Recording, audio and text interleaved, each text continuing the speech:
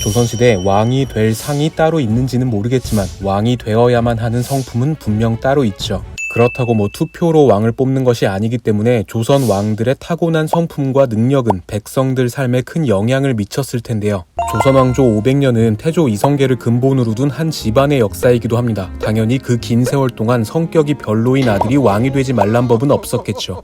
과연 조선의 지존, 역대 임금들은 어떤 성품을 갖고 있었으며 여러분이 알고 있는 왕들의 사생활은 또 어땠을까요? 오늘의 교양만두, 실록과 문헌에 기반해 짐작해보는 조선 왕들의 인성과 실제 사생활 에피소드 시작합니다. 나라를 세운 태조 이성계는 친어머니가 일찍 세상을 떠나는 바람에 새어머니인 정빈, 김씨 그리고 이복 형제들과 함께 자랐는데요. 태조실록에 보면 그가 새어머니였던 정빈, 김씨를 대할 때 매우 공손하고 심지어 항상 꿇어앉은 채 새어머니를 배웠다고 적혀 있습니다. 이 새어머니인 정빈, 김씨라는 사람은 이성계가 살던 집의 노비 출신입니다. 갑자기 집안의 노비가 어머니가 되어버린 상황에도 이성계는 이 새어머니를 지극히 섬겼다고 하죠. 다행히 새어머니인 정빈, 김씨 역시 이성계를 친자식처럼 아꼈다고 합니다. 이성계는 어려서부터 활을 쏘는 궁술에 큰 재능이 있었는데 당시에는 유력한 가문에 누군가가 뛰어난 능력을 가졌다는 것이 소문이 나면 이를 시기하는 자들이 생기고 각종 음모와 암투에 휘말릴 수 있기 때문에 이를 걱정한 새어머니는 태조에게 빼어난 능력을 함부로 드러내지 말라고 늘 강조했다고 하죠. 이 때문인지 언뜻 정변으로 왕이 된 이성계는 권력 욕으로 가득 찬 야심가였을 것 같지만 용비어천가에서는 태조가 말수가 적고 신중한 성품이며 온화한 사람이었다고 적혀 있습니다만 용비어천가 자체가 왕가를 비행기 태우는 글이기 때문에 이를 전부 믿을 수는 없죠. 태조실록에는 이성계가 왕위에 오르던 날의 일화가 하나 적혀 있습니다. 속으로는 좋든 싫든 다들 축하를 하고 있는데 이 중에 유독 표정관리 못하면서 달갑지 않아 하던 고려 말의 문신 민계라는 인물이 있었습니다. 이에 옆에 있던 역시 고려 말부터 문신을 지낸 남은이라는 신하가 왜 표정이 그 모양이냐면서 이성계에게 민계를 죽이자고 했지만 이성계는 의리상 죽일 수 없다면서 남은을 말리면서 민계를 포용하고 벼슬을 주고 신하로 만들었다고 하죠. 또 16세기 이정영이 지은 동각잡기라는 책에도 고려 말의 다른 장수들과는 다르게 이성계는 부하들을 예로 대접해서 병사들이 이성계의 부대로 예속되기를 바랬다는 내용이 있습니다. 적어도 태조가 아나무인으로 권력을 휘두르거나 야심을 주변에 대놓고 드러내는 성격은 아니라는 점, 그리고 분명히 상당한 정도의 포용력과 리더십을 가진 인물이었다는 점은 짐작할 수 있을 것 같습니다. 이름만 들어도 지릴 것 같은 3대 임금 태종 이방원. 그는 의외로 고려 시절 문과에 급제한 문돌이였고요. 무인으로서 컴플렉스가 있었던 아버지 이성계가 아들 이방원을 아주 자랑스러워했다고 하죠. 실제로 문과 급제 후에 이성계는 이를 동네방네 자랑하면서 집에서 잔치를 열었답니다. 당시 선비들은 술자리에서 연귀라는 놀이를 자주 했는데요. 이 연귀가 뭐냐면 술잔을 돌리면서 누군가 시를 한 수 읊으면 이를 되받아치는 시를 즉석에서 읊는, 요즘으로 치면 랩 배틀 같은 거라고 할 수 있죠. 그런데 이방원이 이 랩 배틀을 굉장히 잘했답니다. 때문에 이성계는 술자리만 벌이면 자랑스러운 이방원을 불러서 이 랩 배틀에 참가시켰다고 하죠.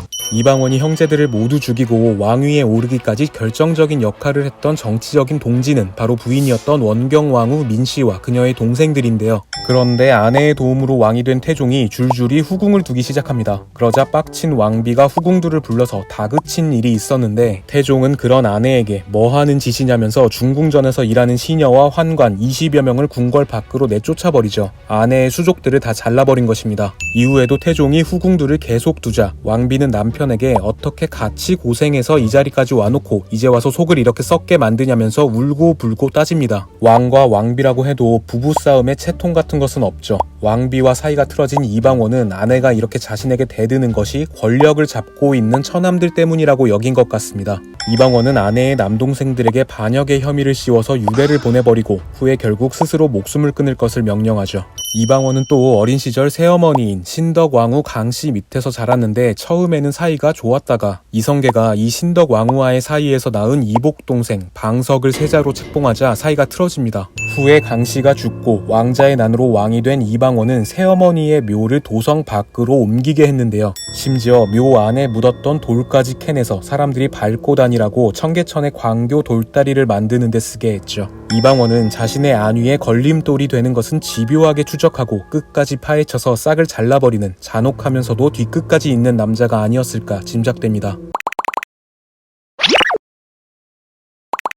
최고의 성군 세종대왕님은 역시 떡잎부터 남달랐습니다. 실록에 있는 경안공주 졸기에 따르면 충녕대군, 즉 어린 세종이 누나인 경안공주와 닮아서 천성과 기품이 매우 어질다고 적혀있죠. 공부밖에 몰랐던 이 타고난 모범생 충녕대군은 어린 시절 형이었던 양녕대군이 세자에 책봉됐기 때문에 왕위의 뜻이 전혀 없었습니다. 그런데 이 양녕대군이 엄청난 문제아였는데요. 여자를 너무 좋아해서 도성 내에 양녕대군에 대한 성추문이 끊이질 않았죠. 태종실록 16년 3월에는 양녕대군이 본인 매형의 첩한테까지 수작을 부리면서 남봉꾼 짓을 하고 다니자 충녕대군이 형에게 와서 친척끼리 이같이 하는 것이 어찌 옳겠습니까 하면서 위엄 있게 말리는 장면이 있습니다. 또 같은 해 9월에는 양녕대군이 할머니 기일에까지 제사를 대충 지내고 지인들과 내기바둑을 두면서 놀고 있자 이 바른 말만 하는 동생이 또 와서 잔소리를 하는 장면이 있죠.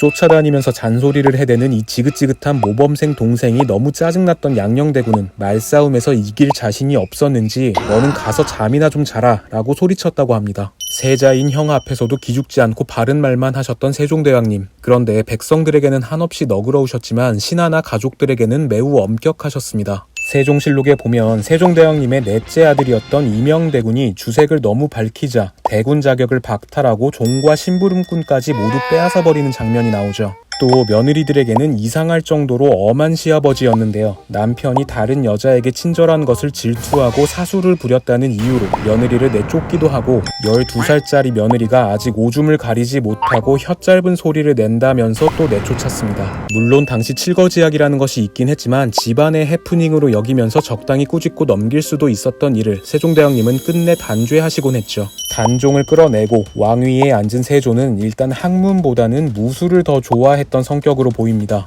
동각 잡기에는 세조가 활쏘기와 말타기에 매우 능하다고 적혀있고 사냥을 굉장히 좋아했다고 적혀있죠. 또 조선 전기의 학자인 서거정이 지은 수필집 필원 잡기에 보면 세조의 성격을 알 수 있는 대목이 나오는데요. 세조가 하루는 영의정인 신숙주와 우의정인 구치관을 불러놓고 술을 마십니다. 신숙주는 이전부터 영의정이었고 구치관은 이제 막 정승이 된 신하였죠. 이 자리에서 세조가 신정승 하고 부릅니다. 당연히 신숙주가 예 전하 하면서 대답했는데 세조는 아니 너 말고 새롭게 정승이 된 우의정 말한 거야 라면서 신숙주에게 벌주를 먹게 하죠. 이번에는 다시 구정승 하고 부릅니다. 당연히 구치관이 예 전하 하면서 대답했지만 이번에도 세조는 아니 너 말고 이전부터 정승이었던 신숙주를 부른 거야 하면서 구치관에게도 술을 먹게 하죠. 이 짓거리가 재밌었는지 세조는 다시 신정승, 구정승을 부르고는 이번에는 성씨를 부른 거라면서 또다시 술을 먹게 하죠.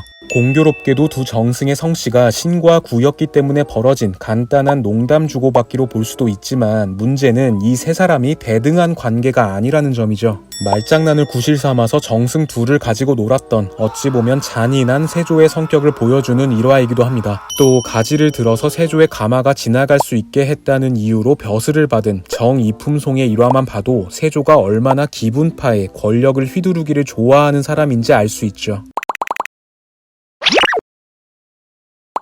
네, 여러분 이 이후의 임금님들에 대해서도 실록을 좀 꼼꼼히 봤고 재밌는 에피소드들도 많았는데요. 분량 조절에 실패해서 오늘은 우선 세조까지만 다뤄보겠습니다. 오늘 영상의 댓글이나 반응을 보고 구독자 여러분이 원하시면 이후 왕들의 인성이나 사생활을 엿볼 수 있는 2탄 준비하겠습니다. 교양만두였습니다.